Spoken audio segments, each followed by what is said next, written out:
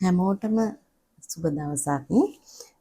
ජීවිතේ අලුතින් පටන් ගන්න හොඳ තැනක් තමයි හොඳම පොයින්ට් එකක් තමයි self love කියන්නේ. self love වලින් තමන්ට ආදරය කරන්න පටන් ගත්තාම එතනින් අපිට පුළුවන් අපේ ජීවිතේට අලුත් ආරම්භයක් නව පිටුවක් පෙරලා ගන්න. ඉතින් අපේ ජීවිත කතාවල අපි යද්දී අපි මේකට ජීවිත කතාව කියලා දාලා තියෙනවනේ.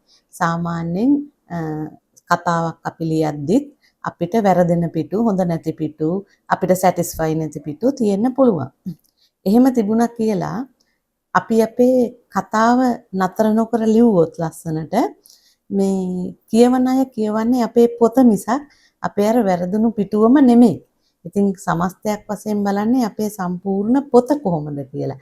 ඒ වගේ තමයි අපේ ලයිෆ් ස්ටෝරි එක නැත්නම් අපේ ජීවිත කතාව. අපේ ජීවිත කතාවෙත් අපි අවසානයේ වෙනකොට අපි මෙහින් යන්න කිට්ටු වෙනකොට සාමාන්‍යයෙන් පොදු ධර්මතාවය අනුව ආයුෂය ගෙවෙන සීමාවක් තියෙනවනේ. ඒ සීමාවෙදී අපි මෙහින් යන්න කිට්ටු වෙනකොට මිනිස්සු බලන්නේ අපේ සමස්ත කතාව. නැතුව අපේ වැරදුණු පිටු ඒවත් බලන ඉඳි. නමුත් ඊට වැඩිය සමස්ත කතාව තමයි අපි ගොඩක් අයගේ ලයිෆ් ස්ටෝරි වල අහලා දැකලා තියෙන්නේ. ඉතින් එහෙමනම් අපි බලමු කොහොමද self love ආරම්භ කරන්නේ. self love කියන්නේ මොකක්ද?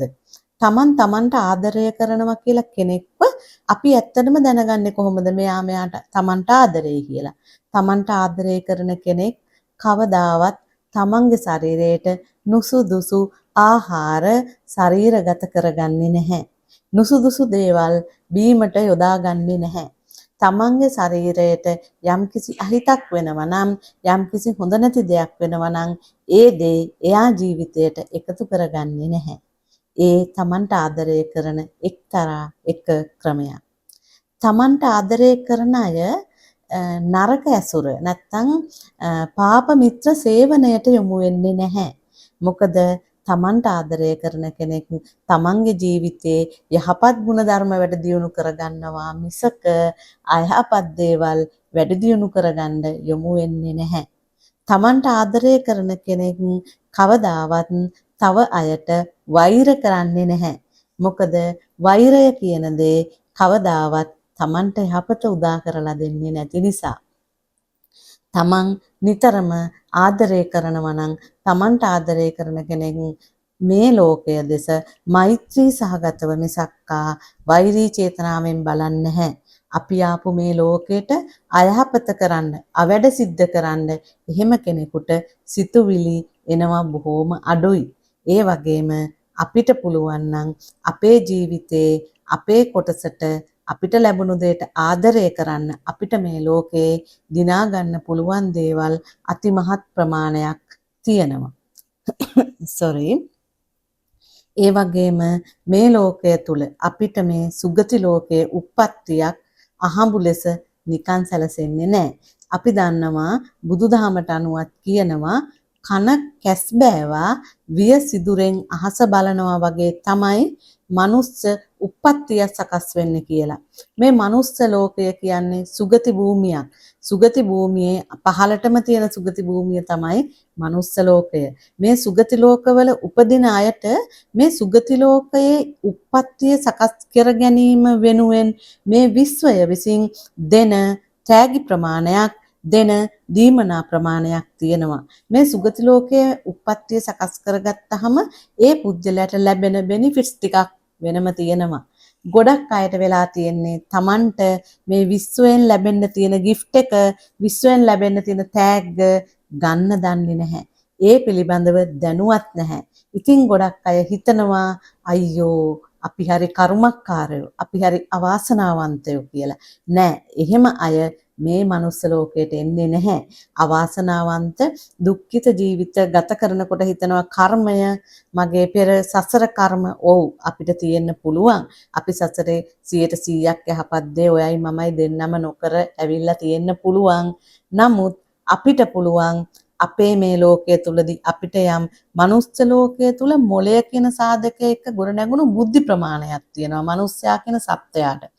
අන්නේ බුද්ධි ප්‍රමාණය අපිට හරියට හඳුනා ගන්න පුළුවන් නම් අපිට හරියට කනෙක්ට් වෙන්න පුළුවන් නම් එතෙන්ට අපිට මේ විශ්වයේ තියෙන බොහෝ දේවල් අපේ ජීවිතයට ලං කරගෙන අපිට මේ ලෝකයේත් යන ලෝකයේත් දෙකම සුගතිගාමී කරගන්න පුළුවන්. මේ ලෝකයේ ගොඩක් දේවල් ලබා ගන්නට මේ ලෝකේ ඉන්න මිනිස්සු පොරබදිනවා. මේ ලෝකේ ඉන්න මිනිස්සු සටන් කරනවා. ඒකට විවිධ ක්‍රමවේද විවිධ උපාය මාර්ග යොදා ගන්නවා.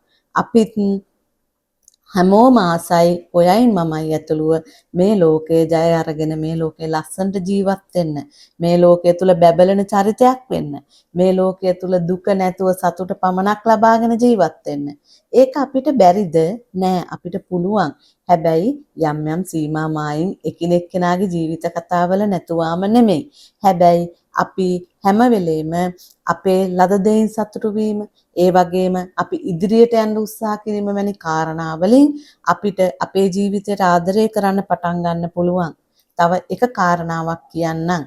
ඒ වගේම තමයි තමන්ගේ ජීවිතයට ආදරය කරන්න කැමති කෙනෙක් ඉන්නවනම් මට මගේ ජීවිතේ දැන් එපා වෙලා මගේ ජීවිතය ගැන මම කලකිරිලා ඉන්නේ කියන හැඟීමකින් මේ මොහොතේ මම මේ කතා කරන දේ අහගෙන ඉන්න කෙනෙක් ඉන්නවනම් ඔයාටයි මම මේ කියන්නේ ගන්න පොඩි කොලයක් පෑනක් අරගෙන ලියන්න ඔයාට මේ මනුස්ස ලෝකෙදී මේ වෙන මොහොත වෙනකොට ඔයාට ලැබිලා තියෙන දේවල් ඔයාට ලැබිලා තියෙන ඇති හුස්ම ගන්න පුළුවන් හැකියාව.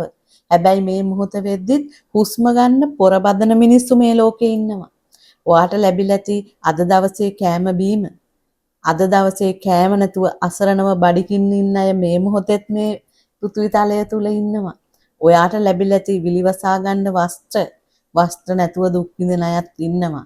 එහෙනම් ඉස්සෙල්ලාම ඔයාට ලැබිලා තියෙන දේ සටහනක් කරගෙන ඒකට කෘතගුණ සලකන්න පළමුවෙන් පටන් ගන්න. ඔයාට මොනවද ලබා ගන්න අවශ්‍ය දේවල් කියන එකත් සටහනක් දාගන්න. ඔයාට මේ ජීවිතේදී ලබා ගන්න ආස දේවල් ඇති. දැන් එකිනෙක කෙනාට වෙනස්. දැන් මට ඕන දේ ඔයාට ඕන නැති වෙන්න පුළුවන්. ඔයාට ඕන දේ මට ඕන නැති වෙන්න පුළුවන්. හැබැයි එහෙමයි කියලා අපිට අපේ අරමුණු කරා යන්න බැරි කමක් මනුස්ස තලය තුල නැහැ. එහෙනම් සටහනක් තියාගන්න ඔයාගේ ජීවිතේ ඔයාට මොනවද ලබා ගන්න අවශ්‍ය කියන එක ඒ සටහන ඊට පස්සේ ඔයා අධ්‍යයනය කරලා ඔයාට තියෙන දේවල් සහ ඔයාට ලබාගත යුතු දේවල් අතර පරස්තරය නැත්තම් ඒ තියෙන දුර ඔයා දැකලා ඔයා ඒ ගැන ගවේෂණය කරලා ඔයාට යා යුතු තැනට යන්න සැලසුමක් හදාගන්න. ඔයාට ඒ සැලසුම දිගේ පියවරෙන් පියවර යනකොට ඔයාට යන තැනට ඔයාගේ අරමුණට යන්න පුළුවන් වෙයි. ඔයාට අරමුණ කරා යනකොට චූටි චූටි සතුට දැනේ. ඔයා ජීවිතය ජයග්‍රහණය කරනවා කියලා. හැබැයි කවදාවත් ඒ මාර්ග අයහපත් මාර්ග තෝරගන්න එපා. මොකද අයහපත් මාර්ගයේ ගියොත් අවසානයේට සතුට නම් හිමි වෙයි කියලා මම නම් හිතන්නේ නැහැ. ඒ නිසා දුක නැතුව සතුටින් ජීවිතය ගත කරන්න ඔයාට තියෙන භෞතික සම්පත් සටහන් කරගන්න, ඔයාට තියෙන හොඳ ගතිගුණ, ඔයාගේ අධ්‍යාත්මික සම්පත් සටහන් කරගන්න, ඔයාට තියෙන හැකියාවන් සටහන් කරගන්න, ඒ සියලු දේ ටිකෙන් ටික දියුණු කරගන්න සැලසුම එතනින් යටට හදන්න. ඒ වගේම ඔයාට තියෙන රැකියාව මොකද්ද? ඔයා යන්න බලාපොරොත්තු වෙන උසස් තත්ත්වය මොකද්ද?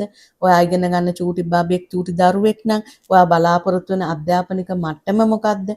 ඒ දේවල් ඔයා සටහන් කරගෙන ඔයා ඒ දේවල් වලට විශ්වයේ ආශිර්වාදයක් ඉල්ලගෙන ඔයා ඉපදුණු ආගමේ ඔයා දහන ආගමේ ආශිර්වාදයක් ඒ දෙවි දේවතාවුන් වහන්සේලාගෙන් ඉල්ලාගෙන ඔයා ලස්සන සැලසුමක් හදාගෙන ඒ සැලසුමට අනිවාර්යයෙන්ම ඔයා ඒ තැනට යනකොට ඔයා ළඟ තියෙන්න ඕන හොඳ ගතිගුණ ටිකක් ලියා ගන්න.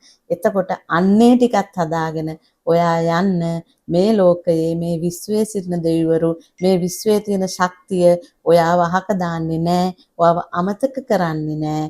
ඔයාට අනිවාර්යයෙන්ම ජය ගන්න උදව් කරනවාම තමයි. ඒ වගේම අද ඉඳන් ඔයාට ආදරය කරන්න පටන් අරගෙන ජීවිතේ ජය ගන්න සතුටින් ඉන්න පළවෙනි ස්ටෙප් එක තියන්න. එතකොට මේ විශ්වයේ ඔයා දිහා බලාගෙන ඉන්න මේ විශ්වයේ සංඛ්‍යාතය මේ විශ්වයේ දේව සංඛ්‍යාත මට්ටම් විවිධ සංඛ්‍යාත මට්ටම් තියෙනවා. හොඳ ශක්ති සුබ ශක්ති සුදු කිරණ ඔයාව හොයාගෙන එයි. ඔයාව වෙලා ගනි. ඔයාට උදව් කරයි. ඔයාගේ ජීවිතේ අරමුණ සාර්ථක කරලා දෙයි. ඔයාට මේ ලෝකයේ විතරක් නෙමෙයි ඔයාට යන ලෝකයක් ලස්සන කරගන්න එයාලා මගක් දොරටුවක් ద్වාරයක් විවෘත කරලාම දෙයි. ඒ විශ්වාසය ඔයාගේ හිතේ තියාගෙන අද ඉඳලා ඔයාට ආදරය කරන්න පටන් අරගෙන ජීවිතය ආරම්භ කරමු. ඔයා දිනනවා අනිවාර්යයි සත්‍යයිම තමයි.